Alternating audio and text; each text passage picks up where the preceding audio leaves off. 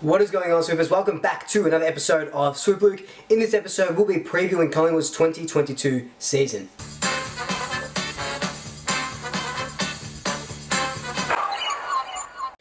So we are on the brink of the 2022 season, and it is going to be a big one for Collingwood. Not big in the sense that, we're aiming to win a premiership because we came so close last year. Big because it is a new era at Collingwood. For the last couple of decades, we have been recruiting the big names like Lee Matthews, Tony Shaw, a club great, obviously, Mick Malthouse, Nathan Buckley, another club great. This time for our senior coach, we had a huge coaching process, over 100 and something applicants, and we narrowed them down to Craig McRae. And Craig comes with his own premiership pedigree. 3 at the Brisbane Lions, 3 at Richmond. He won a VFL premiership as well, so he knows how to win. He was taught under Lee Matthews when Lee Matthews coached the Brisbane Lions to their 3-peat, 2 against Collingwood, of course. And Craig McRae brings Brendan Bolton, who has history of winning premierships, coaching Hawthorn and stuff like that, and obviously Justin Lepich, where, like McRae, 3 at Brisbane and then a few at the Tigers as well. So, like I said, it is a big season because it is a new era of Collingwood and something that we haven't seen, especially this coaching process and how we went about it for years and years and years, and it is very, very exciting. Being one of the biggest clubs in the land, of course we get a lot of media scrutiny, whether that be, an article for a tweet someone, one of the players says, or an Instagram post, or, on the big scale of things, something like what happened with DeGoey over in the States, or Trelaw in the off-season last season. So there is a lot of media scrutiny that comes with being one of the biggest clubs in the land. Why I bring this up is because I think that, yes, even though we've had a bit of a pre-season that has, off-season that has, had its bumps. We've got a couple of players injured. We've got a couple of suspensions going into round 1. Obviously, the Jordan DeGoey incident. Nathan Buckley, a club great, just parting ways halfway through last year. I still think that this season, finally, for the first time in what feels like forever, and obviously this is all my opinion, the pressure is off us to perform. When you're a club like us, especially with Nathan Buckley at the helm, you're expected to perform the 2018 grand final, and then you're expected to only get better from there. So when you don't, everything starts, snowballing, and then you see this trade debacle, you see this money, you see Eddie, and all that sort of stuff happens, and it all gets blown up because of the media. Things rightfully blown up because they should have been blown up, but that's a story for another day, and we've talked about that as well. But what I'm saying is that I think that with Craig McRae at the helm, we can kind of sit back and just watch the magic unfold. And I think that is the theme of this season, that we will be watching the magic unfold. We will be watching a new game plan, a more exciting Collingwood. And I keep harking on about it, a new era for Collingwood. The Magpie will soar in 2022. Now, the Magpie will soar, like I said, but will they soar to finals contentions? Look, it won't be a premiership. We know that's a couple of years off, but I think that we have set already a good foundation for the next, let's say, conservatively, the next decade of the Collingwood Football Club. And that all starts with how our coaching selection panel picked the coaches.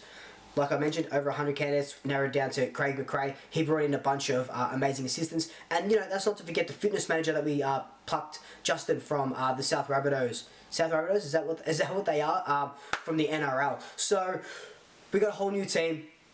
Some old heads still there. Hayden Skipper's still there. Selwood's still there from the coaching panel last season. And, Scott Pendlebury, Sidebottom.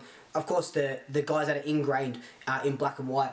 But our young kids look very good. Our not mid-tier as in they're not that good, but like mid-age, that's what the word I'm looking for. Our mid-age guys look really good as well. We are just primed to take it one step further than we did last season. Last season it was, the lowest of lows for Collingwood, finishing 17th, our lowest finish since the Wooden Spoon in 99, technically. I know 18 teams, blah, blah, blah, blah. But I don't think we're going to have a repeat of that. I think we are obviously only going to get better. And it is just going to be a very, very, very exciting season for us. We know over the last couple of years we have been a really great defensive side. But even Craig McRae on SEN came out and said, you can have a good defensive side, but what that does is it hinders your ability to go and score. And we've seen that. We haven't been putting up big scores over the last few years. The game against Hawthorn when we scored 141 points, but in the third term, I think we scored like 119 points or something, or whatever it may have been, over 100 in 3 quarters. That is our highest score. We did that in 3 quarters for a couple of years. The last time we got over, that sort of score was in round 20 in 2019, so years ago. So you can already see that great defensively, but now we're adding an attacking flair to the game, and that's one thing I want to see. I want to see us take the game on more. Take those risks. Craig McRae again came out and said that he wants to see players take those risks, and he wants to see them make mistakes because it means that we are trying to change the game up. We're not just trying to kick backwards to a guy just so it's safe. We're trying to cut into the middle. Sure, we might give a goal away, but we can learn from those mistakes. And Kobe Bryant came out and said, one of his great quotes was that he likes losing because you can learn so much more from losing than you can from winning. You go, okay, we can't do this again because this happens. This player cuts us off here. So as long as you lose and you learn from your mistakes, I think that that goes a long way. Last year we were losing and not learning from our mistakes. Look, you know what I'm talking about. I'm talking about players out of position. I'm talking about those chip kicks down back that were just putting us under pressure. The handballing game that just wasn't working. And it was like insanity, the definition of insanity. Repeating the same thing over and over again, hoping for a different result. And that's what I felt like 2020 and 2021 was happening at Collingwood. And I think we've just shed all of that skin and, again, a new era. The players who I think will have a big impact this season, Patrick Lipinski, I think he is going to be an absolute star, especially a star at Collingwood. We lost that Treloar run. We're going to get it back with Lipinski. I know he had that injury against the Giants, but he'll be back for round 1. On the training track, he's just been burning it up. We saw what he could do against Hawthorn. He's only going to get better. I think Nathan Kruger's going to be a good recruit. Do I see him starting? Look, I want to say that he does start a lot of the games, but with the likes of Dusty Cameron, Mason Cox, and Brody Marchek probably ahead of him, I don't see him starting too many games, but I'd love for him to, just do what he does best. A key forward that can, get 6 tackles in the forward 50 in a half of football. Absolutely incredible. Of course I'm excited for Nick Dacos. Who isn't excited for Nick Dacos? Best on ground against the Giants. Elite user of the ball, especially with his kicking, one of the best kicks in the club already. Off that half back line, him and Scott Penn will be working in tandem on that half back line. What more could you want? And look, I'm not going to put pressure onto him, him as in Nick Dacos, because he's obviously he's going to get that pressure because he's a top 4 pick, Dacos' son, another Dacos at the football club. But I said he's going to win the Rising Star, and I still believe that. But I just want to see him, what he's able to bring to the table. And by all accounts, he brings a hell of a lot. Another guy that I'm really excited to see as well is Mason Cox. Now, he divides a lot of fans.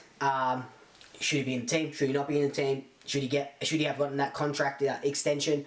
I think that Cox can kick over 35 goals this season if our delivery is good to him. Now, our delivery to the forwards over the last couple of years has been absolutely atrocious. But, I think Craig McRae, he's already come out and said that that'll be changing. If we can take that out of our game, our shitty deliveries where we just bomb it along and hope for the best, look down, hit those targets. Cox, we know he's going to have 3 or 4 guys on him when the ball's coming up in the air, brings it to the ground, creates a contest. Even if Cox is creating contests in a game, just getting that workload up, I think that'll be great to see as well. I already mentioned it before, but I'm just excited to see this game plan. Like, I hark on about it in pretty much every single video, but I want to see our team just... If we're 60 points down, I want to see us fight. And Craig McRae said that we're just going to fight for our lives. And that is exactly what I want to see. Look, I just want to see fight from this Collingwood side in 2022. Now, in my AFL predictions video, I said that I think would be around the 13 mark. Carlton finished 13th last season with about 8 wins. So, we finished last season with 6 wins. So, that's a 2-win extra year that I'm looking for. But I think that anywhere between 8 to 10 wins and 10th to 14th on the ladder is definitely the pass mark for us, and something that I think we can achieve. We're not a 6-win team. Yes, last year we were, but I think we can go one step further.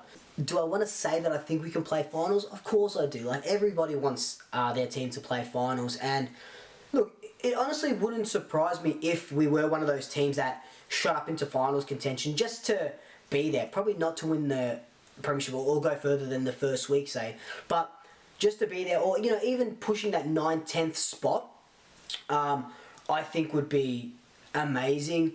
It would be hard work. Like I said, we've got a very young list as well, with only a couple of senior heads around. So it's going to be interesting to see how that plays out towards the end of the year.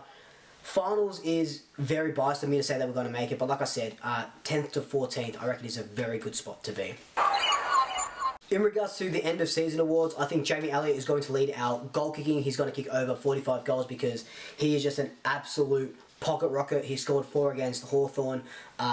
So if we can, he scored 5 against Hawthorn. So if we can see him kicking bags of 3 to 5 a game, it's very doable for Jamie Elliott, especially when, hopefully the forward entries are a little bit better. He plays taller, so he can take those bigger marks.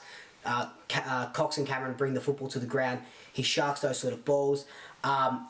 I'd absolutely love that. So I think that he will lead our goal kicking award with over 45 goals. The Copeland Trophy, I honestly think Darcy Moore will take out this year's Copeland Trophy, and I think he'll get another All-Australian jacket to go along with it. I think he'll be our next captain, and what a good way to lead into next year's captaincy, in my opinion, with a Copeland Trophy win. The games I'm looking forward to the most, of course, one of them being the Carlton game. You know how it gets on Swoop Luke and Blue Abroad and on all the social medias when the Carlton game happens. I absolutely look forward to that. But also the games that I'm looking forward to are the games against the top 4 sides from last season. I want to see us go against Western Bulldogs, Port, Melbourne, of course, and Brisbane Lions, just to see where we stack up against them, what we can work on. Does our game plan work against these big sides, or is it, do we have to change it a little bit to kind of go with their, finals experience, those bigger bodies and stuff like that. So I'm very excited to see. They're the benchmark. I want to see how close we get to their benchmark. But look, that's just been my 2022 season preview for Collingwood. A little bit different, just a bit more of a chat, relaxed sort of preview. Let me know your thoughts down below. What's your pass mark for this season? What are you most excited for? And any other things you want to talk about for the 2022 season. But until then, like, comment, subscribe, tell your family, tell your friends, tell your pets. And until next time, double shackers. I'll swoop you later.